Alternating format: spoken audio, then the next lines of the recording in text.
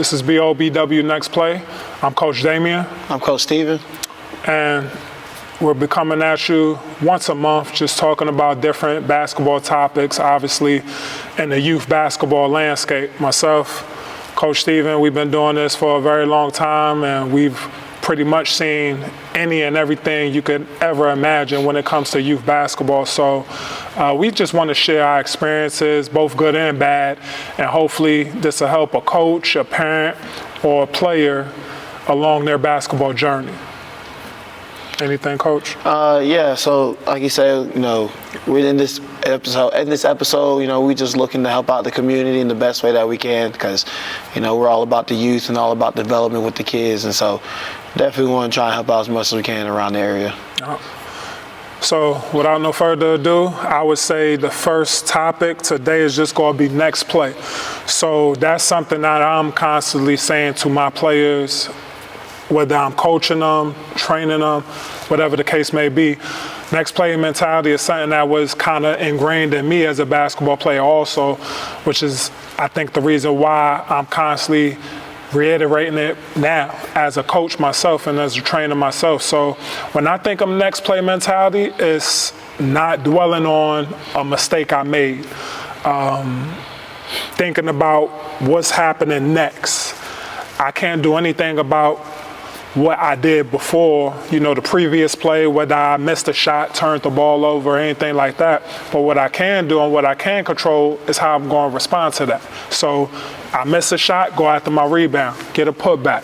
I turn the ball over, try to get it back on the defensive end. Those are just some of the things I think about when it comes to on the court ways of having that next play mentality. And I think something similar along the lines also, especially when you cause a turnover, because when I was growing up and my coaches reiterated to me that, you cause a turnover, you got to be the first one back on defense, or, you miss a shot, you got to be the first one to step up and, make sure everybody's matched up on defense. So, just thinking about what you can do next to help the team is what I think next play mentality is. It could be anything, whether it's rebounding or playing hard on defense, or diving to every loose ball, the small things. It doesn't have to be about making a big shot or making a tough crossover or any of that. I think that in this day and age that a lot of times we can get caught up in a lot of that type of stuff with the highlights, and that's not what it's about. I've seen numerous of times where a kid makes a highlight and then goes down, gets scored on the very next play, and costs the team to lose the game. Whereas if you come across another kid that makes a highlight and goes down and plays hard on defense, which we've seen that also. We've seen both ends. So, and that's the difference maker within when having that next play mentality is, and that's what's helping a lot of players go to that next level too. 100%.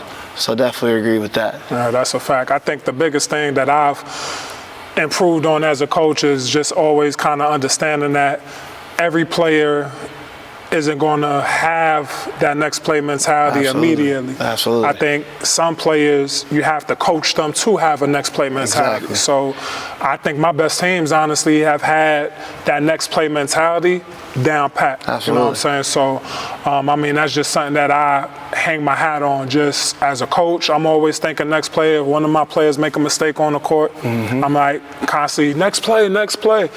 So they know as a coach, I'm not worried about the mistake they made 3 plays ago, nor should they be. So, no, I definitely agree with you, man. I think we, obviously have always been on the same page with that, even when we coach together, just constantly pushing that guy not to think about what they did in the past, whether it be right or wrong, because a lot of times, to your point, kid makes a highlight 3-pointer in someone's face, other team gets the ball, throws the ball down the court, then they get a wide open layup, because this kid's too busy celebrating. So, I definitely think it applies, in a lot of aspects to the game of basketball.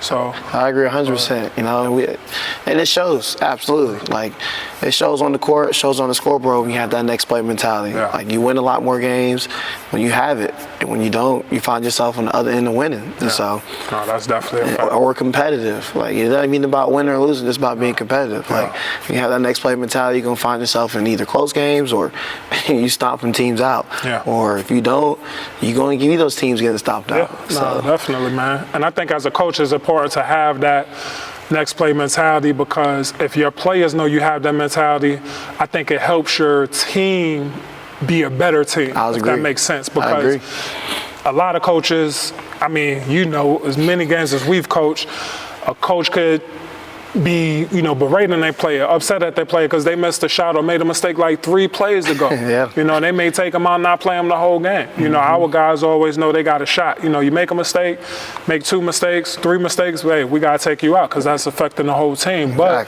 you're always going to get that shot. But, a lot of times also with coaches is that they get happy because, they may be up first 2, quarters or so, but then in that 3rd quarter, just because of that frantic pace we play at, both offensively and defensively, we don't wore their team down, and now, we're getting that lead, cutting into their lead and getting that lead because, we not thinking about, we down 10, 15 points. We're constantly reinforcing next play, because we know basketball is a game of spurts, so you may go up, you may go down, but it's never the end, until that final, buzzer sounds. So the BOBW way, I would say, is just, it's a lot of things. I've never really thought about it. I think it's just more of a lifestyle, you know what I'm saying? Like, and just how I want to, how I feel like I carry myself, as a coach or as a leader. I think it's important.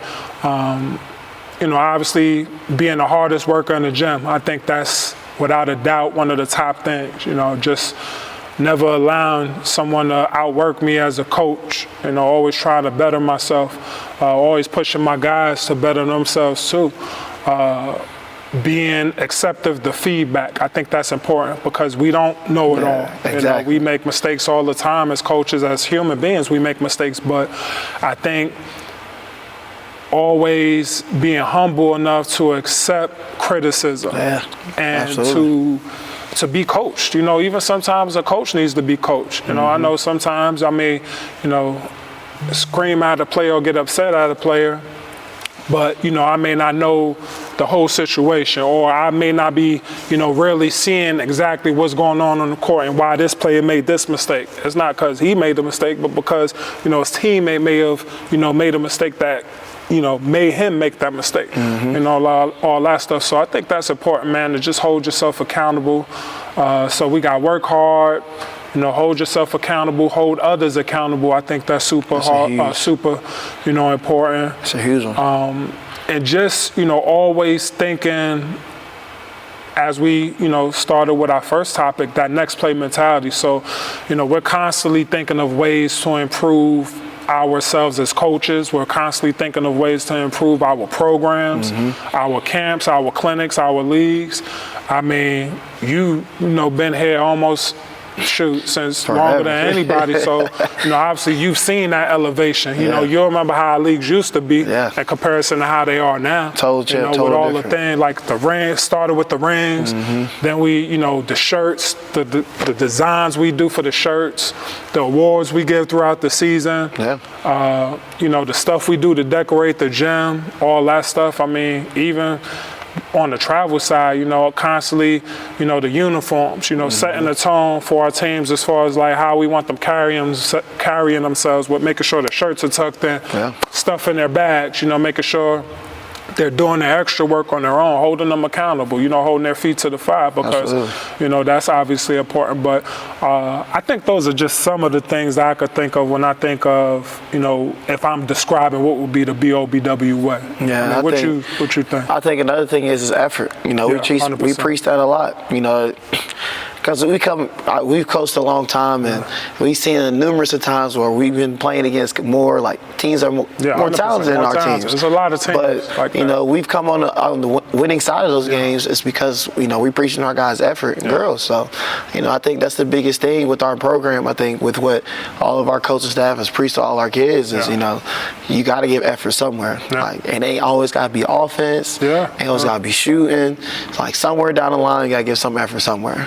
That's a fact. I think that's really what separated us from a lot of programs, because still to this day a lot of parents walk up to me during games or travel games or even rec games and like, man, those kids give a lot of effort. How can we get our kids to do the same? So I think reiterating that to them was a huge thing for us this year, and well, not this year, just like going forward. Yeah. You know, because we've been preaching that since we started, really. Yeah, and so I definitely agree.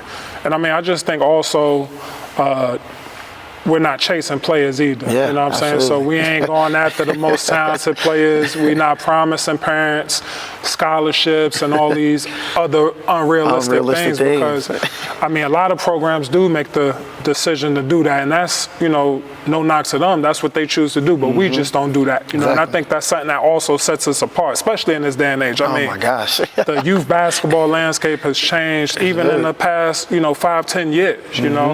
And I think a big issue that I see is a lot of times these programs are promising their kids exposure, you know, especially at an early age. And I talk to coaches all the time on every level, college, professional, and these coaches aren't looking for the best fifth grader. They're not looking for the best sixth grader. And a lot of these programs, they are promising these parents that they, you know, they can get their kid exposure, or, you know, their kid needs to be playing in certain tournaments and stuff. And don't get me wrong, there are definitely tournaments and events that are better than others, but at you know, 5th, 6th, 7th grade, like, ain't no coach sitting in the stands. There's no coaches sitting in the stands. I mean, you go down an hour away, and you'll get just as good a game as you would flying down to Florida, you know, or driving to Virginia. So I think that's a big misconception in this game of youth basketball that we don't buy into, and just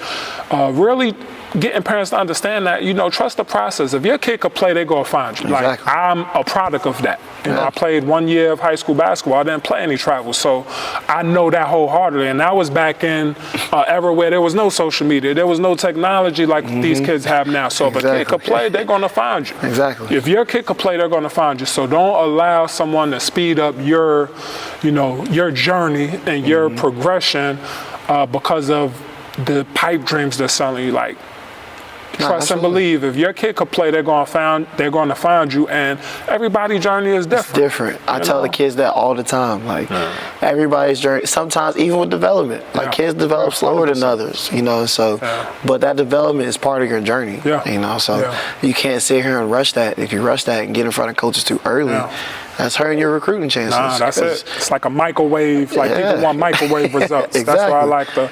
That's what we refer to. Yeah. Like, they not even recruiting high school kids anymore. Like, nah, they not. They recruit NIL straight to that portal. Like, that's where they're going. So it's extremely hard to get recruited in high school nowadays. Yeah, that's a fact. And even in the social media world now, it's still hard. It's tough. And it's still hard. Yeah, you know me. I tell people all the time. I mean, even now, I would say if your kid could play, I can get them a spot on any Division II, any Division III, like anyone, like within reason. Obviously, there are some tough D2s. You know, I played D2, so I know they are. But there is. If your kid just wants a shot, like a lot of these kids in other programs get, any coach can do that. You know, like we've done that for kids. You know, Division III, Division II, just make a call. Hey, coach, you got a kid? Take a look at them. Kid, go and play. But what does that look like? A lot of times, that's a kid going to a Division III with 50, 60, 70 other kids. You know? And I know you've seen it even at Catawba, Division II. You know, you'll sign a kid and the kid's gonna have the, you know, Instagram, you know, picture and everything, committed and everything. Then they get to college and there's 50, 60 other kids who did the same thing you did. You know, because there's only a few of those kids who actually get scholarship money, like basketball money, especially at Division II. Division III doesn't even give money. So if I got a kid who could play and they're willing to pay to go to school, I could get that kid within reason any Division III program in the country. I agree. You know what I'm saying? And that's what a lot of the kids who leave our program, they end up doing. You know, they may leave and go Division III. They may leave and go Division II. And they could have had the same opportunity here had they chose to make the decision to stay here. But we try to tell kids that, man, but, you know, I think they get so caught up in what everybody else is telling them and the noise around them. And so that's really what hurts them a lot of times. But And the parents. The parents. Oh, that's a huge thing. Definitely some really good parents, and we have great parents in our program. And I won't say we've had bad parents, but we've had parents who weren't on the same page as us. Exactly. I would never say a parent's bad. Like, every parent should do what they feel like is best for their child. Exactly. And we're not the type of program that are, we're not going to hold you. Like, we're not going to be upset if you leave us. I've helped other kids who left our program get into other programs. We're not the program who's going to badmouth other programs. We're never going to do that. Absolutely. However we may feel personally, that's our personal, feelings and how we feel, but we're never going to be the type of program. I don't ever, my guys, my coaches, like, we're never going to badmouth another program. Everybody does things differently. I just know how we do things, and I know the way that we do things, and my heart, it's the right way. I believe it's the right way. Coached hard, but we care about these players who come into our program. And if they walk away better people than basketball players at the end of this, we're happy. Yeah, we won. 100% we won. But in my experience, if you're a better person, you automatically become a better player. Absolutely. Because you care about, not letting your coach down, not letting your teammates down, not letting yourself down. You care about what you do. Right? You care about putting in your work. You don't want to not go home and put in work. You don't want to not come in here and listen to your coach. You're checking those boxes automatically if you're a good person. So I definitely believe that with us focusing on the person first, and then allowing the basketball, obviously that's a huge part of it, but the basketball is automatically coming, but we're more so focusing on a player and, making sure their shirts are tucked in, right? Making sure their bag is on the bleachers, all their belongings are in their bag, making sure when we're done in the gym, all the balls are up. I tell my players all the time that our coaches leave it better than it was before you got there. Absolutely. Right? So if there's trash around, this is your house. Pick up the trash, Absolutely. right? There's a water bottle, pick it up, right?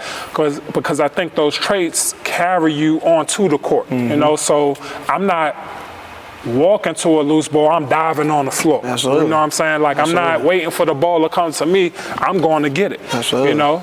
Same thing. My teammate falls on the floor, I'm running over to help them up. Absolutely. It's never uncommon to have 4 or 5 players, 3, 4 players. If one of our players fall on the floor, going to help a player up, and it's never uncommon for, us to have 3, 4, 5 players to go help someone else up from the other team. Absolutely. And I think that's, something that we really prided ourselves on, and I think that's something that, to your point, a lot of parents, when they are watching us at these tournaments and stuff, they see that. They see that we may not always have the best team on the floor as far as talent goes, but our teams are always well coached, and our teams always play as a team. I believe that wholeheartedly, and our teams always act like they're supposed to. They act like they got sense because we reinforce that. We just reinforce it with their parents teach them at home. Yeah. We're just an extension of that. Like, we're going to do things the right way, because when you do things the right way, more than not, good things are going to happen, not just on this court, but in life. Exactly, because in our track record shows with a lot of players that we've had in our program that, went off to other teams or even went off to their school teams. They made their school teams, and that coach has a rap sheet for them. They can't say nothing bad about them. So, with our track record showing, I really believe that when we talked earlier about our BOBW way, that falls along the same lines. Like, with giving effort about what you care about, accountability, make sure we're doing things the right way, all that stuff matters. It's the little things that I see it. I hear it all it's social media day nowadays. Like, I see it all the time online from college coaches. They're not really looking for the best kid nowadays. They're looking for a kid that's a good kid, head on his shoulders, is humble.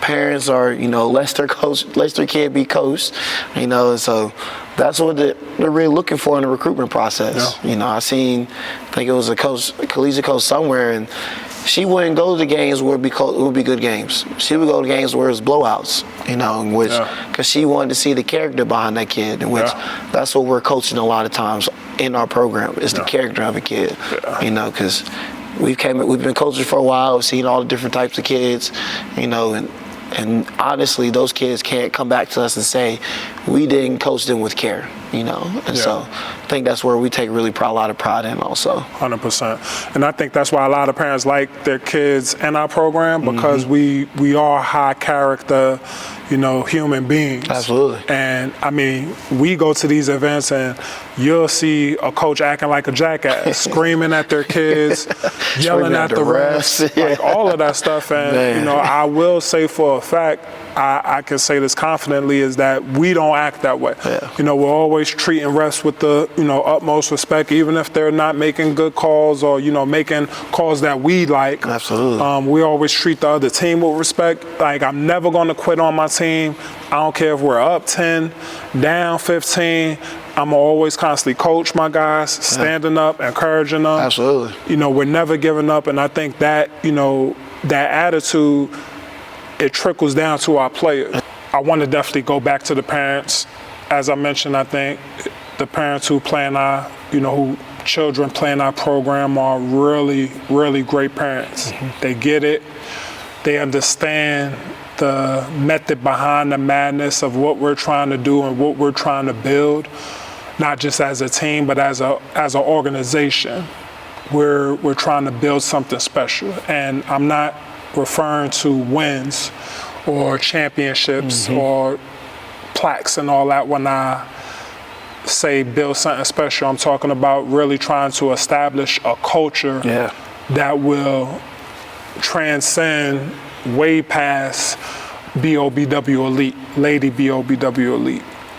But with that being said, I will also say that a lot of times there are parents who get in the way of their kids, to your point earlier, of their development. They don't trust the process because a lot of times, just in my opinion, and from what I see, parents see another kid doing better than their child. So they don't like that, and they want their child to try to catch up as fast as they can in order to catch that kid who they may think is the best player or the leading scorer of the team or whatever the case may be. And I think that's what has really changed, especially the past 10, 15 years, as opposed to when I was coming up. And my situation is completely different. I mean, my parents didn't push me to play basketball. It was something that I loved to do, and I wanted to do it. You didn't have to tell me to go outside and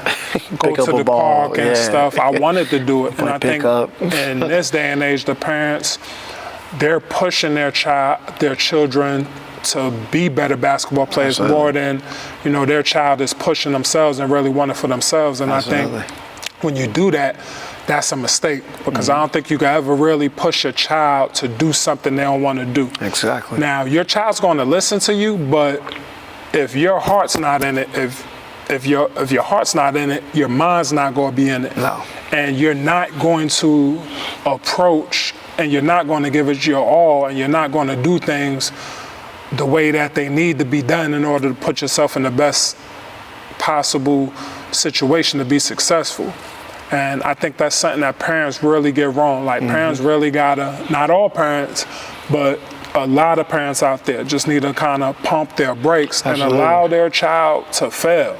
Allow, you know, their child to gain their own love for the game. You know, their own appreciation for the game, their own desire for the game. Because I think when you do that, your child usually ends up better off. You know, especially when it comes to basketball. Like, I've seen kids burned out. You know, by the time they get to sixth, seventh grade, they don't want to play no more. They were the best players as fourth and fifth graders. You know, in this local YMCA or rec, you know, league, or, you know, maybe some local travel, but by the time they get, you know, sixth, seventh, eighth grade, they're burnt out. You know, so I think that falls along with back to the parents, man. Like, I think pushing them too hard at a young age could also be a negative, you know. No, definitely. Because we've seen it a lot where kids get pushed at a young age and they get older and like, they don't want to play no more. Which, you know, to that point, you know, that falls along with the parents doing their own time with them. You know, not really, you know, and I stress that a lot to the kids now. It's like, you know, your break is really important. Like, it can be basketball a lot, but it can't be 24/7 basketball. Yeah. Like some days you gotta take a vacation, where if it's 1 or 2 days, like at least take some days off to where go be a kid, so to say. And a lot of parents nowadays aren't letting their kid be that. Yeah. Sometimes I know I come across some parents where it's military style. They got to do this, and this time. They got to train here, go to practice there, then go train again. They got to go to bed, go do your homework at home.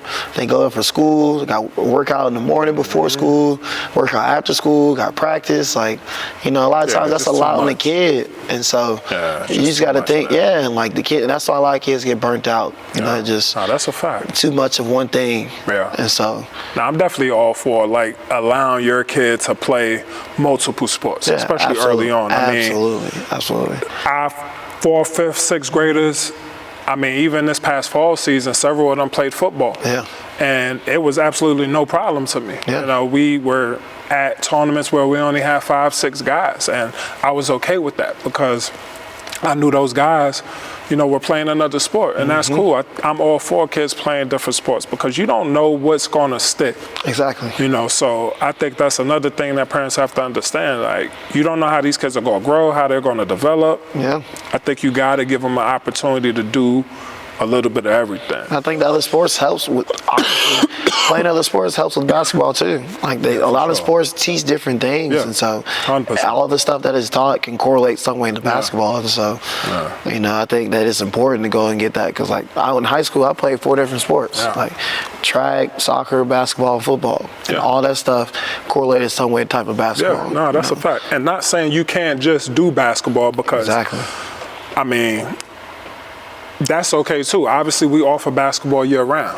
With the travel, we do that pretty much every time of the year, except for the winter time when, those players who, especially the school kids, we want them focusing on their school basketball teams and stuff. But no, we do offer some type of basketball year round, whether it be training, our camps, our clinics, our league, and travel. But I've never got upset or I've never deterred a parent from having their child play another sport and taking a break from the game, to your point. I think that's important. You don't want your child getting burnt out. Absolutely. Because that's the easiest way to lose them. Yeah.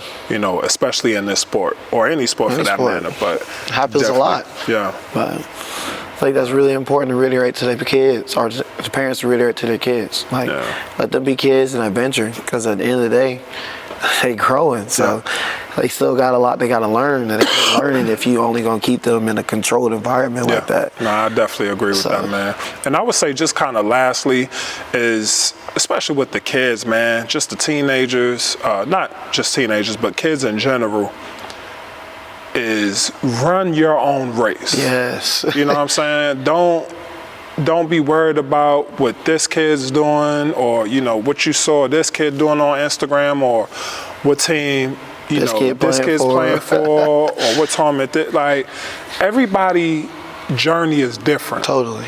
It's 100% different. And I always go back to my own experience as a basketball player, is that I played 1 year high school, played in college, played professional at a high level, and when the smoke cleared and I'm overseas, I'm not playing against players who played 1 year high school, went to college, and I'm playing against guys who, were drafted in the second round of the NBA draft. I'm playing against guys who went to Duke, you know what I'm saying, who went to Carolina. Yeah. So your journey is going to take you where it's supposed to go. I wholeheartedly feel that.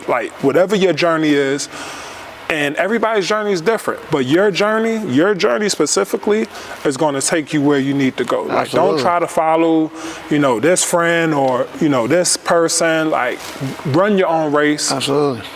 Focus on your own journey. I think that's one thing I really think kids have to improve on, because these kids these days, they don't like competition. No. They wanna form the best team they can, give themselves the best opportunity to be successful, rather than I'm the best player, put me on whatever team, I'm gonna make it happen. I'm gonna make them better. We're gonna win. We're gonna get better. And that was the type of mentality I had coming up, man. throw me on the worst team, coach. Like, I want to show you that I could beat those guys. I could beat them with these guys that you don't think are good enough. You know what I'm saying? And kids just don't. A lot of kids, at least in my opinion, don't have that mentality. And I think it falls on the competitive nature. Yeah. Like, They don't want to compete. They don't want to compete nowadays. They don't want to compete. So, and it's crazy to me seeing, like, growing up, because we grew up in different eras, and like, so I was, I guess, on the cusp of the end of the era where it's, still competitive. Yeah, you gotta compete, man. We still want to compete and play hard. We always want to play the better teams. Still sharp and still. Yeah, like that's how you get better. It's always want to play the better teams, the better players. Yeah. Like, growing up in high school, when I was in high school, varsity 4 years, I always guarded the other team's best player. Yeah. And then I didn't even make it collegiately, but lucky enough, I got to coach collegiately. So everybody's path is different, but that competitive nature I had never changed. Yeah. And so with having that competitive nature was led me to where I'm at now. Yeah, no, that's a fact. And just don't chase the rankings. Yes. Don't chase, this exposure, because what you don't want to do is be exposed when you're not ready. Yes. And I think we know players who tried to chase that, and they were exposed, because they weren't ready. And we know some players who they chased that and they, were successful. So, but that in those situations, I think it's because those players ran their own race. They weren't worried about where everybody else was going. They were doing, what they felt like was best for them. So, yeah, man, I would say definitely just don't be scared to compete. Don't be scared to be alone. Yes, that's the biggest thing. Nobody wants to be alone anymore. Nobody want to be alone. And everybody's scared. Yeah, that's the biggest. Like that right there is the biggest step towards leadership. 100%. It's like when you're not afraid to be alone, that means you're not afraid to step outside your shell. Yeah. And so that's the biggest thing. Like, because I know that's a lost art nowadays. Because a lot of kids want to be around each other and have fun and all this stuff, but sometimes you gotta do what's best for you sometimes. So and we'll talk about that, in upcoming episodes and stuff, because I definitely think that's going to be a really probably an episode on its own. Just talking about that, especially in this space. But that's our time for now. Any last thoughts or anything? I think we hit all the points for this episode, man. I think it was really good. As I mentioned, it's definitely something we're going to be doing at least once a month. Myself, Coach Steven, Coach David, BOBW Basketball Services, Next Play. I think it's important as coaches, trainers, that you hear the things that we're sharing, especially if you're a coach or have an organization or you're a player or a parent, because youth basketball is huge. Yeah. And a lot of the things that we're going to be discussing are things that you're going to probably be able to relate to, or someone is going to be able to relate to. So we're not going to sugarcoat it. We're going to give it to you cut and dry and give you our honest opinion. And, hopefully you'll enjoy it. So appreciate y'all tuning in, and until next time. Till next time.